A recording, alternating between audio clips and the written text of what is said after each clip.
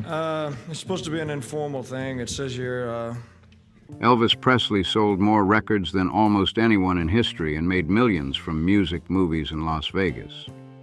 But in 1973, he signed one deal that gave away a fortune in future royalties. And after everyone took their cut, Elvis reportedly walked away with just $1.3 million. The papers that, come out and make it worse and make it really, like we're... 4 years later, he was gone, and his estate was heading toward financial disaster. But there was one priceless asset Elvis never sold, and it would eventually help save his entire empire. Let's get into it. Here's where the story gets wild. Elvis didn't lose his fortune in the way celebrity money disasters usually play out.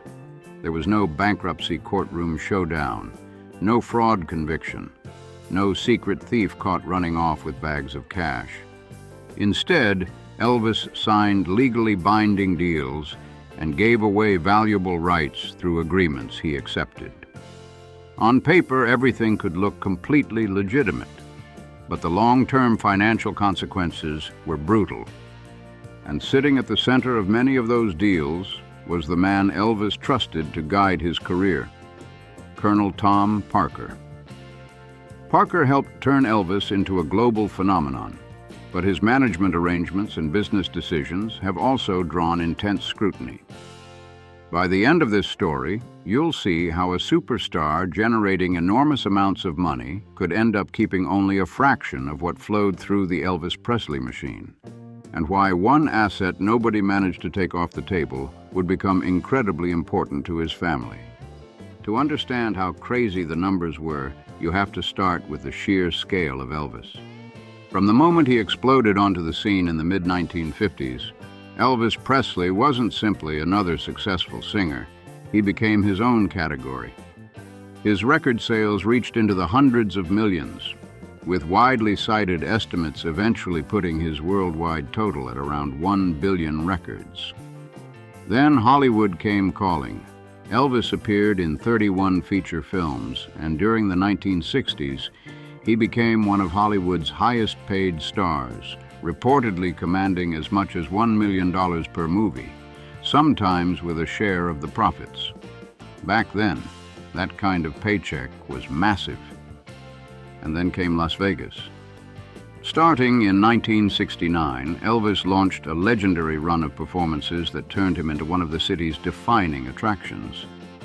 Across his Vegas years, he played hundreds of shows, many to packed rooms, sometimes performing twice a night. The machine was running non-stop: record sales, Hollywood movies, television specials, and live performances. 4 huge streams of money surrounding one man for nearly 2 decades, and yet, behind all that glitter, the financial structure was far messier than most fans could see. By almost any measure, Elvis Presley generated one of the biggest entertainment fortunes of the 20th century. And that's exactly what makes what happened next so difficult to believe. Because making a fortune and actually keeping that fortune are 2 very different games, and Elvis was surrounded by a business setup that took a serious bite out of the money coming in. This is where the story takes a sharp turn.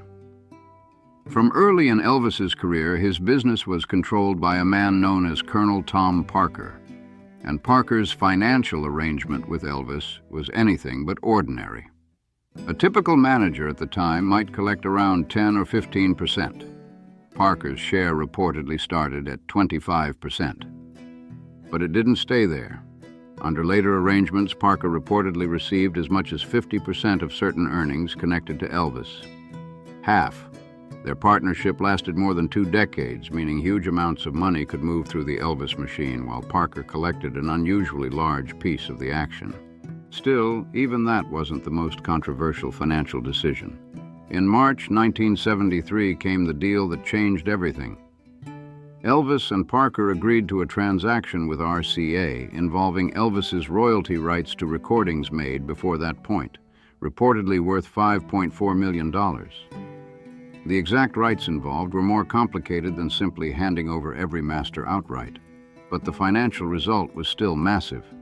Elvis gave up future royalty income connected to an extraordinary body of recordings in exchange for cash up front.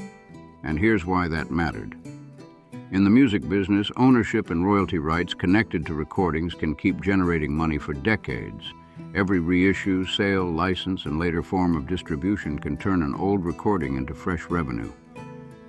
Elvis had already created some of the most commercially powerful music in modern history, yet this deal meant he would no longer receive certain future royalties from those pre-1973 recordings. After Parker's portion and other deductions, Elvis reportedly received roughly $1.3 million from the deal. That's the number that hits hard. A superstar whose recordings would remain commercially valuable for generations received a relatively modest immediate payout compared with the long-term value those recordings represented. And the money slipping away didn't stop with recording rights. There was another enormous opportunity Elvis barely touched: international touring. Elvis Presley was one of the most famous entertainers alive, yet he essentially never toured outside North America. No massive European tour, no run through Asia, no Australian stadium dates. These were markets packed with fans who almost certainly would have paid serious money to see him perform live. For an artist of Elvis's size, international touring could have opened another giant stream of income. One widely discussed explanation centers on Parker himself. Parker was born in the Netherlands, and biographers have reported that his immigration and passport situation made international travel complicated. Whatever the full reason, the result was the same. Elvis stayed overwhelmingly in North America while enormous overseas demand remained largely untouched. Instead, Parker leaned heavily into Las Vegas. The residency became legendary, and the shows were packed. But critics and biographers have argued that Elvis's compensation didn't always reflect the full bargaining power of the biggest star in the building. He kept performing, the crowds kept coming, the money kept moving, and the deeper you look at the deals behind the spotlight, the stranger the numbers become.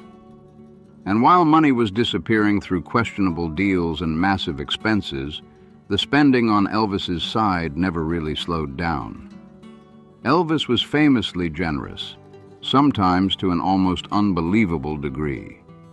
He reportedly handed out cars, expensive jewelry, and even helped people with homes, giving lavish gifts to friends, relatives, employees, and sometimes people he barely knew. Then there was the lifestyle itself. Elvis owned and maintained private aircraft. He supported a large circle of employees and people around him. And then there was Graceland, the mansion that had become his personal kingdom.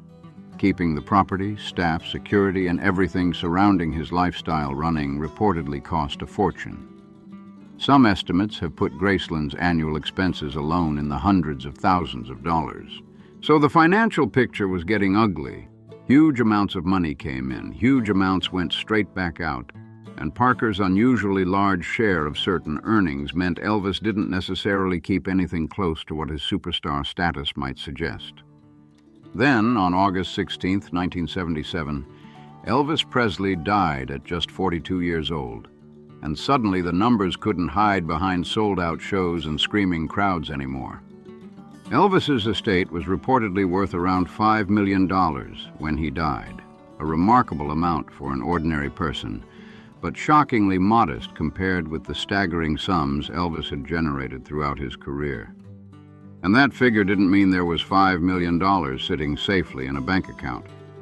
The estate still had serious expenses: maintaining Graceland, paying staff, handling taxes, covering legal costs, and keeping the entire operation alive. According to several accounts, the remaining money was draining so quickly that within a few years, the estate was facing a serious financial problem. The situation became so tight that selling Graceland itself was reportedly considered. Think about how crazy that sounds. One of the biggest selling solo artists in recorded music history had been dead only a few years, and his estate was already confronting the possibility of selling his famous home just to keep the bills under control. The recording royalties that could have provided a powerful long-term income stream had been heavily affected by the 1973 RCA deal. Now the family had to figure out how to turn what remained into something that could actually pay for itself. And this is where the entire story flips again. Instead of simply selling Graceland, Elvis's former wife, Priscilla Presley, helped push a radically different plan. Open the mansion to paying visitors. It was a gamble. In 1982, after a reported investment of roughly $500,000, Graceland officially opened its doors for public tours. That investment represented a major financial risk at a time when the estate couldn't afford many expensive mistakes. But then something incredible happened. Visitors came in huge numbers, and reports say Graceland recovered its initial investment remarkably quickly. The property that had once looked like an expensive burden suddenly became a money-making asset. Because the one thing Elvis had never signed away was something nobody could easily recreate: Graceland and the Elvis identity surrounding it. Fans didn't only want the records. They wanted to see where Elvis lived, walk through the rooms, experience the story, and feel connected to the man behind the legend. Graceland grew into one of America's most famous private home attractions, and around that house, an entirely new Elvis business began taking shape: merchandise, licensing, image rights, tourism, and a growing commercial empire built not around new performances, but around the power of his legacy. By the time Elvis's daughter, Lisa Marie Presley, inherited the estate in 1993, reports valued it at around $100 million. What had once been staring down serious financial trouble had been transformed into a powerful business built around Graceland, licensing, merchandise, and the Elvis Presley name. Then, in 2005, a majority interest in Elvis Presley Enterprises was sold as part of a deal reportedly valued at roughly $100 million. Decades after his death, Elvis continued generating enormous amounts of money without recording another song or performing another show. And that's the part of this story that hits hardest. Rights you sell today can become incredibly valuable tomorrow. Elvis didn't lose his pre-1973 royalty rights because somebody secretly stole them. They weren't taken in a bankruptcy or ripped away by a court. They were part of a legal deal that delivered a huge amount of immediate cash by 1973 standards. But once those future royalty rights were gone, Elvis and his estate couldn't simply rewind the clock when the music became even more valuable over the following decades. That's the dangerous temptation behind a lump sum payment. A giant check sitting in front of you feels real. You can see the number. You can spend it today. But decades of future income are harder to picture because that money hasn't arrived yet. Nobody knows exactly what an asset will eventually earn, and that's what makes these decisions so difficult. Elvis took the upfront money, while the long-term value of his music kept growing. But there's another side to this story, and it's the reason the Elvis empire survived. Graceland and the commercial value attached to Elvis's identity became crucial assets. The mansion that once threatened to drain the estate became one of the things helping keep the legacy alive. Fans kept visiting. Merchandise kept selling. Licensing opportunities continued.